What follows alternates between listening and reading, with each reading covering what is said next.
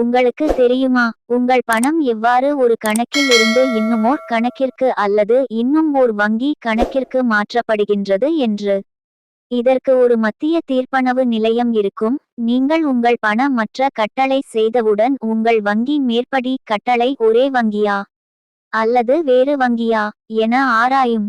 ஒரே வங்கியானல் உடனே பணம் மாற்றப்படும். ஒருவேளை வேறு வங்கியாயின் உங்கள் வங்கி உங்கள் பண மற்றும் கட்டளையை மத்திய தீர்ப்பனவு நிலையத்துக்கு அனுப்பும். மத்திய தீர்ப்பனவு நிலையம் மற்றை வங்கிக்கு அனுப்பு கட்டளை பெறும் வங்கி குறிப்பிட வங்கி கணக்கில் பணத்தை வைப்பு செய்யும்.